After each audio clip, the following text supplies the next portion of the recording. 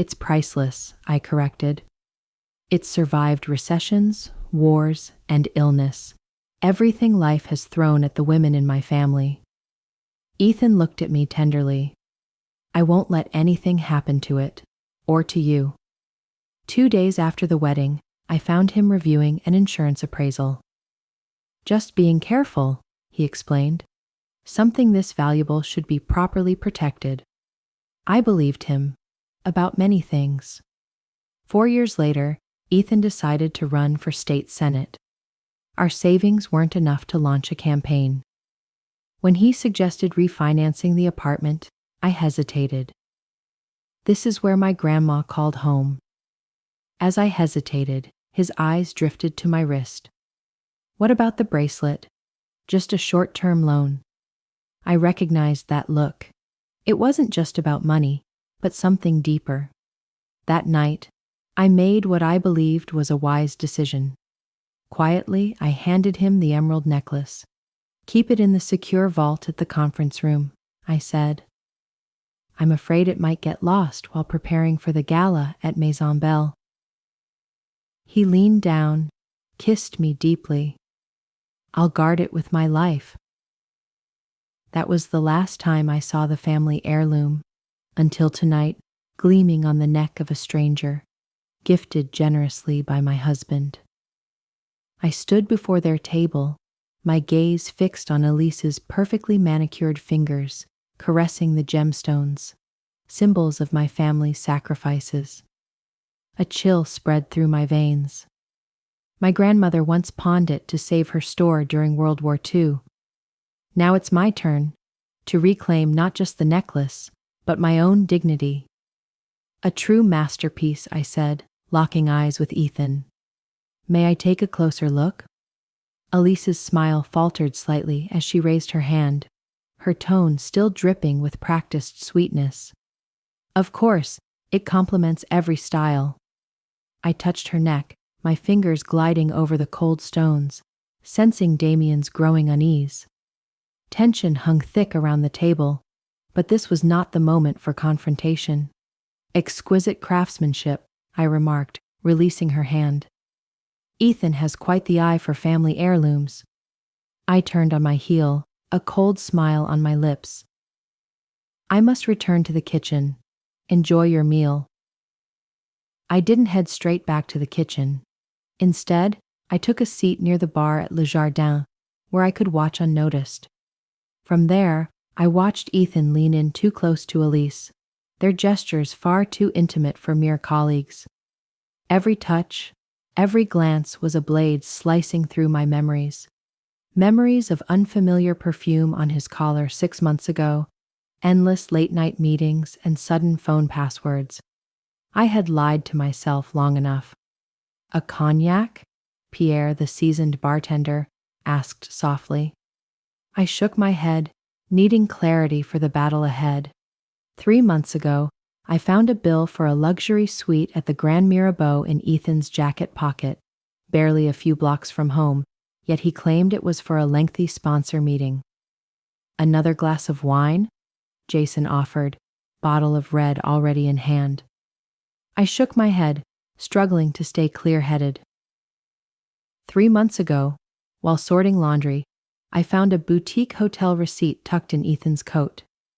When I confronted him, my husband had a perfectly rehearsed explanation, a late strategic meeting with a partner, too late to bother driving home. Yet, that hotel was merely 2 blocks from our villa. Last month, I decided to surprise him at his campaign office with lunch. His young assistant nervously told me Ethan was in a confidential meeting. From the hallway, through the frosted glass, I saw him standing unusually close to a red-haired woman, their posture far too intimate. I kept telling myself I was being paranoid. Ethan was always tactile, the type to touch hands while talking. My eyes drifted to the end of the bar, where Jason Montgomery, an old business associate of Ethan's, sipped his whiskey, eyes locked on their table. How much did he know? Had he seen through the facade before I ever did? The waitress cleared the appetizers from Ethan and Elise's table. They laughed, seemingly unaffected by my earlier appearance.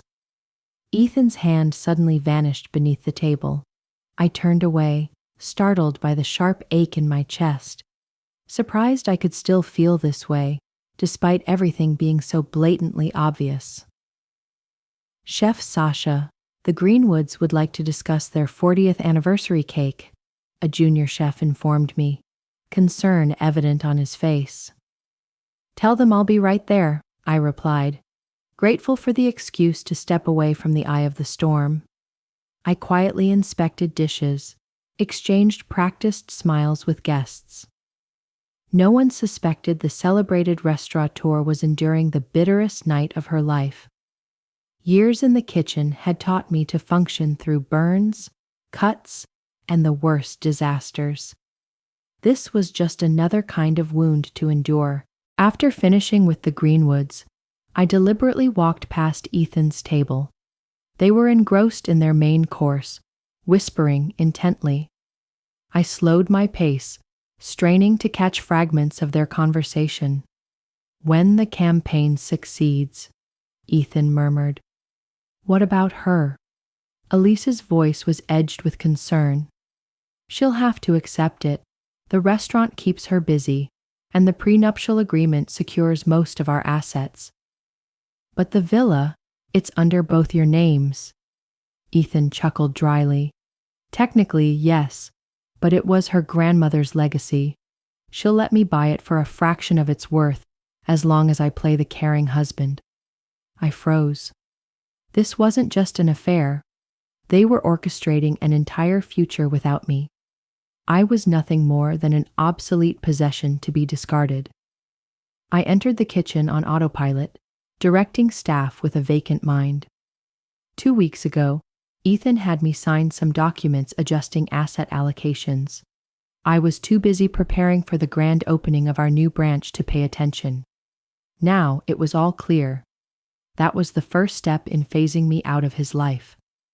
That bracelet wasn't just a lover's gift. It was a calculated move. Ethan had begun treating my family's heirlooms as his own, as if they were prizes already in his possession. I walked back to the lounge, needing a moment to compose myself. There stood Jason Montgomery, a well-known real estate partner, his sharp gaze locked onto Ethan and Clara. When our eyes met, I saw my own pain reflected in his. Have they been partners for long? Jason asked quietly, raising his glass in a subtle toast. I nodded, lips pressed tight. Elise is his campaign director. Ridiculous, Jason sneered, his voice gravelly. She claimed she had investor meetings tonight, told me to have dinner alone. The shared sting of betrayal sent a chill down my spine. I'm Sasha, I offered my hand, owner of this bar. Jason, he gripped my hand firmly. And that, unmistakably, is my fiancé, sitting with your husband. At that moment, Ethan leaned in to whisper something that made Elise giggle. She discreetly pulled a file from her handbag, sliding it across to Ethan. His face lit up with smug satisfaction as he opened it. They're hiding something, Jason muttered. Probably more than we think, I replied, a sinking feeling settling in. I pulled out my phone, accessing Ethan's campaign financial records. A substantial donation from Bennett Holdings, Lucas's company, had been logged just last week. I handed Jason my phone. Did you authorize this donation? His expression turned ashen. No way. Our company's barely staying afloat amidst the real estate crisis. Elise manages our personal finances, but she knows we can't afford political contributions right now. The pieces began to fall into place. This wasn't just infidelity, it was financial fraud. Elise wasn't just betraying Jason, she was embezzling from his own business. I watched Ethan slip the file into his blazer pocket, his other hand possessively resting on Elise's wrist, right over my grandmother's bracelet. Jason, I said quietly, I think we need to talk. We moved to a secluded corner of the Astoria Hotel's lounge bar, where dim lights and soft jazz shielded conversations better left unheard. I recounted what I had witnessed, a double betrayal, both emotional and financial. With every piece of evidence I revealed, Ethan's posture straightened, his gaze shifting from disillusionment to steely resolve. "She took over the books when the real estate market collapsed," he said, struggling to stay composed. "A finance degree she never mentioned. Turns out there's a lot I didn't know. Any idea how much she's embezzled?" "Enough to drive Avalon Developments into bankruptcy if it continues," I replied. "Nearly 40 families depend on this company for their livelihood." I caught Jason signaling the bartender to bring over the premium liquor menu, exuding an air of ownership, as in part, he was right. This bar was funded by what I once believed was our shared future. Now, I realized I was just another rung in his political ambitions. "We need a plan," I said, feeling an uncanny calm. "If we react emotionally, they'll twist the narrative, paint us as bitter losers." "Right now, I can't believe in reason anymore," Jason muttered. "Neither can I. But the best revenge isn't noise. It's making sure they can't escape the consequences."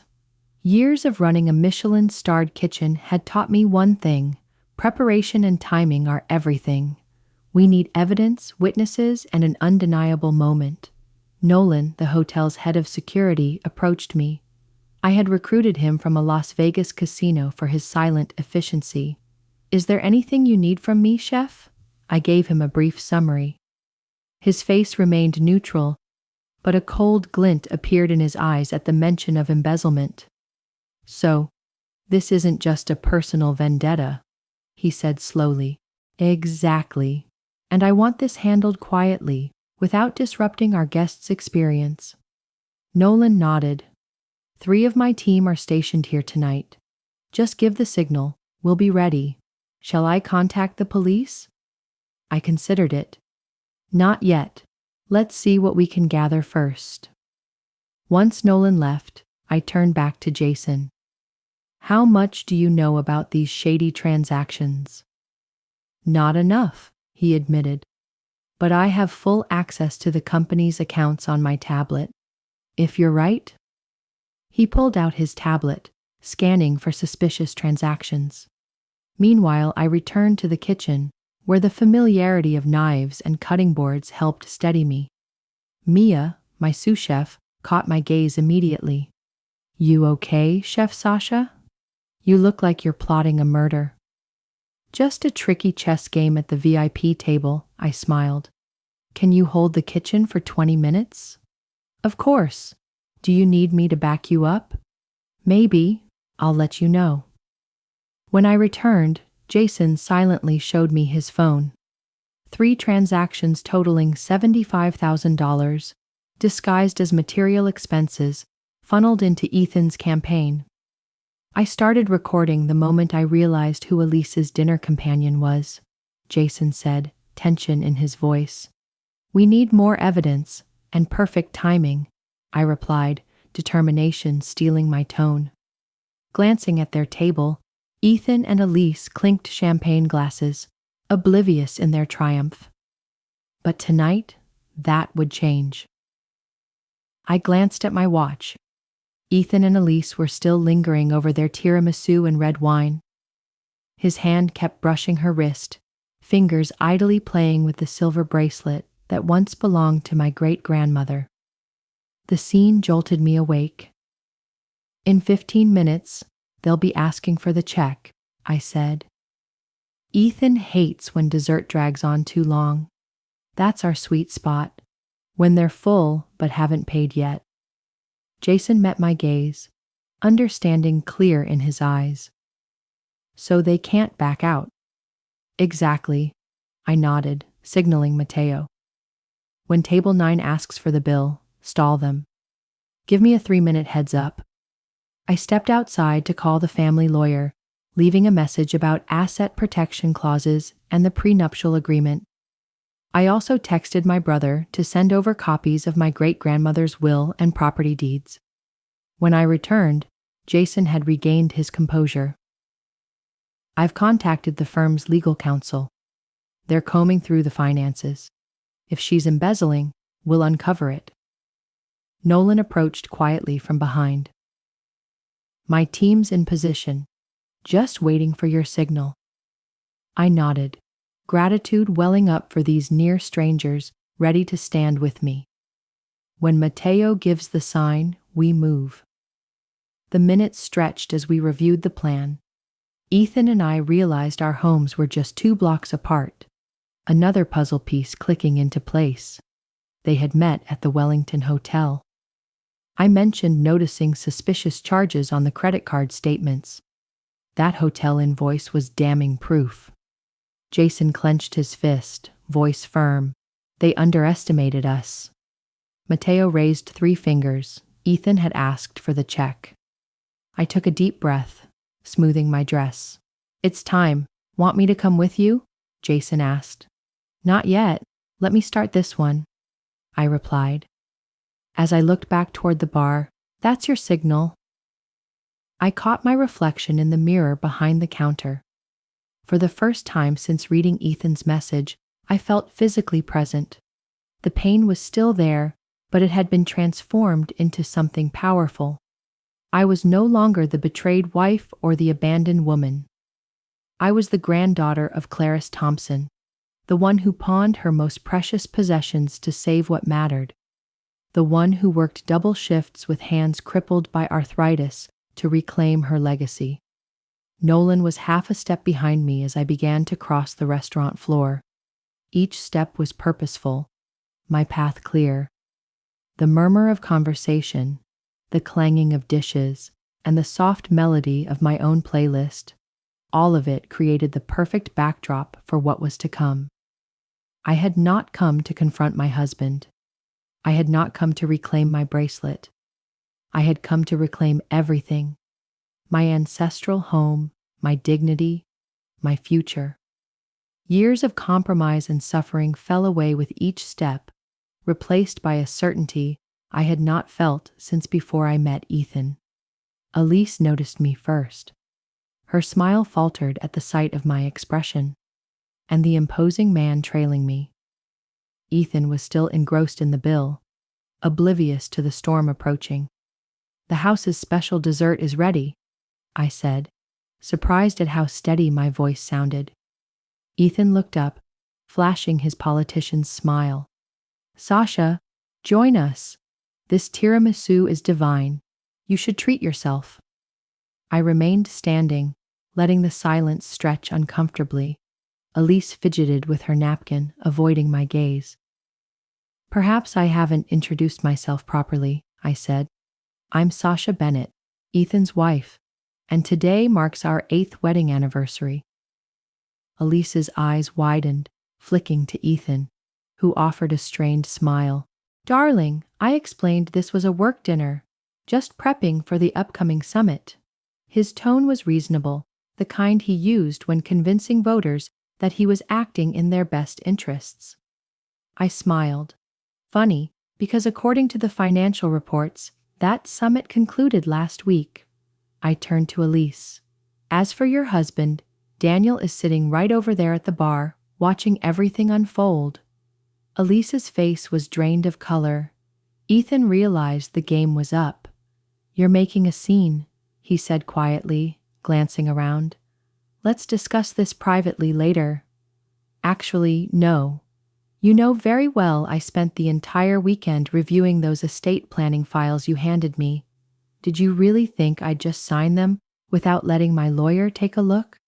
He was trying to quietly seize my family's ancestral home, the place my grandmother spent her entire life building. Elise shifted uncomfortably in her seat. Ethan, maybe we should— No, he snapped, then quickly softened his tone as he noticed the growing attention. Sasha's misunderstanding. Everything I'm doing is for our future. Our future? I raised an eyebrow. Or yours and Elise's. His jaw clenched. I could see him calculating, torn between preserving his image and managing the fallout. "This is ridiculous," he finally spoke. "Elise is my media consultant. This is just a business dinner." I gently touched Elise's wrist, rotating it so the silver bracelet caught the chandelier's gleam. "Then why is she wearing my grandmother's bracelet? The one you swore was still locked in the firm's safe?" A nearby diner turned their head, curiosity evident. "It just looks similar. Definitely not that one." Nathan stammered, his voice faltering. "Perhaps you forgot the engraving," I said, unfastening the bracelet from Iris's wrist despite her resistance. I flipped it over. The inscription gleamed, "Everlasting strength to Clarice, 1953. Nathan's face paled instantly. I felt my anger condense into a cold, controlled smile. "I thought it would be a nice gesture," he began, his voice low. "Just for tonight." "A nice gesture?" I interrupted. "Giving an heirloom that I've made clear represents generations of family hardship. To have another woman wear it at the dinner you're having at the table I've reserved for our anniversary?" The murmurs from the neighboring tables became more pronounced. I sensed Harrison moving closer, 2 bodyguards discreetly surrounding the area. "You're overreacting," Ethan hissed, dropping his public face. His panic was obvious. "It's just a piece of jewelry." And at the time, I knew it. He had never really understood what the bracelet represented, what my family legacy meant. To him, it was just an expensive item, an asset to be exploited. I raised the bracelet, light reflecting off its time-worn scratches. "To you, it's just jewelry. To me, it's my family's lifeblood. Every coin my grandmother saved after late-night shifts, a symbol of relentless resilience." I turned to Iris, my voice cold as steel. "And you think you can wear it as a trendy accessory? You have no idea what it truly represents." Elise opened her mouth, but no excuses came. Her eyes darted away, cheeks flushed with shame. "I will reclaim everything that is mine, not just this ring, my grandmother's house, my pride, my identity. And you, Ethan, will have no place in that journey." The sound of chairs clattering, the sound of knives and forks hitting plates. The whole room held its breath. Eyes were fixed on me, but I remained calm. Ethan jumped up, reaching out to grab my wrist desperately. "Sasha, you can't just turn away like this. I sacrificed everything for our future." I jerked my hand away, feeling the cold metal on my wrist. "No, Ethan, you did it all for yourself, and now you pay." I turned, the legacy ring firmly in my hand. Each step separated me from Ethan, from Elise, from the glittering veneer of elaborate lies at lavish charity parties. Nolan walked silently alongside us as we left the lobby of the Aurora Hotel. The night air was blowing, carrying the smell of car exhaust, the flashing neon lights. After months of suffocation, I felt my lungs fill with freedom. I couldn't be sure what lay ahead. But one thing I had vowed: my worth would no longer be determined by anyone else. And this ring? It would return to its rightful place, not as a sad, forgotten memento, but as a symbol of the future I would shape for myself. Strong, shining, like me. I gestured for Jason to come forward as he emerged. The silver ring glinted in the crystal light. "This ring," I said, "was my grandmother's, Clarice, who worked as a cleaner in the Brighton coffee shop for 42 years. She pawned it when my parents went bankrupt. The house, Ethan, which you're secretly mortgaging to fund your mayoral campaign." Ethan's eyes darted back and forth between Jason and me, his confusion evident as each layer of secrecy was stripped away. "Speaking of your campaign," I said slowly, "I wonder how the financial ombudsman would react to hearing about the Sterling Group's black money, especially since Jason Montgomery, the director, is standing right here and never signed off on it." Jason stepped up to the table, his face tense but controlled. "Hello, Elise?" "Jason," she stammered, "this isn't what you think." "I understand perfectly well," Jason said coolly. "I've been going through the company's books for the past 3 hours. How do you explain the $75,000 that disappeared and went into Ethan's campaign fund? That money never existed in our accounts." Elise was pale, her lips pressed together. Leon reached for his wine glass, his fingers shaking uncontrollably. "Ridiculous," Jason snapped. "It's all a misunderstanding. We can negotiate." "Mr. Blackwood," Nolan interjected coldly, "I'm afraid I'll have to ask you and Miss Montgomery to stay and sort things out before you leave." Ethan's eyes darkened as the security guard approached, silent but pressing. "Are you going to arrest us? This is against the law. I'm an official candidate in the city election." "No one is arresting you," I corrected.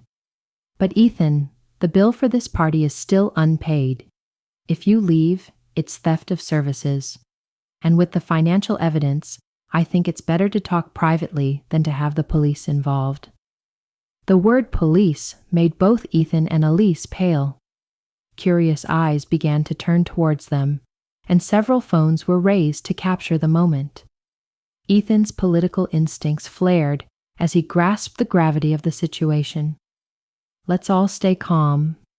He forced a strained smile. "We can settle this amicably." I quietly slipped the jade bracelet back onto my wrist, where it always belonged. "There's nothing left to negotiate. The restraining order my lawyer files tonight will keep you away from my grandmother's estate, a property willed solely to me long before you came along." "And the prenuptial agreement you insisted on?" "It's now working against you, Ethan." His face flushed crimson before regaining composure. "I believe the voters will find it fascinating," Jason interjected, "especially when they learn my ex-wife embezzled company funds to fuel that campaign." Elise burst into sobs, not the elegant tears of a misunderstood woman, but the ugly, desperate weeping of someone caught red-handed. "Jason, please, let me explain." "Save it for the court," he cut in icily. I picked up the champagne flute from their table, the very one I had once chosen for the restaurant's grand opening. I raised the glass, locking eyes with Ethan. "Here's to new beginnings," I smiled. "And to the day you crumble, Ethan." I set the glass down untouched, then turned to my assistant. "Nolan, ensure Mr. Bennett and Mrs. Montgomery settle their bills before leaving.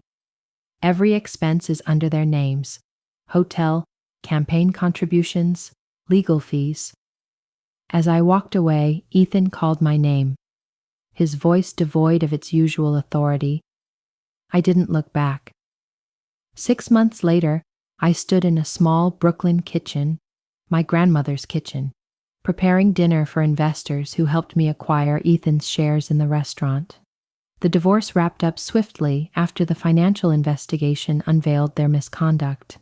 The jade bracelet gleamed as I chopped parsley, right where it belonged. The restaurant thrived, buoyed by media frenzy. People came for the scandal, but returned for the menu.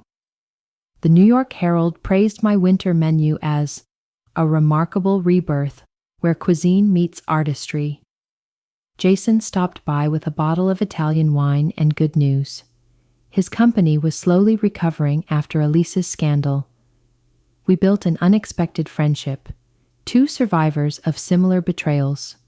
Not love, but mutual respect and empathy. Ethan's political career collapsed spectacularly. Last I heard, he was selling insurance in Cleveland, his dreams of power scattered to the wind. As I set my grandmother's porcelain dishes, I realized I was humming, something I hadn't done in years. The house felt alive again, filled with purpose and hope rather than schemes and resentment. Resilient as gemstones, radiant as jade, the women of the Thompson family always rose from the ashes. We rebuilt, we succeeded. And sometimes, when justice was served with the sweetest flavor, we toasted to it. If you'd like to follow Sasha as she serves justice with a side of gourmet, hit subscribe and comment below. What would you do in her place? Your support brings more stories of triumph to this channel.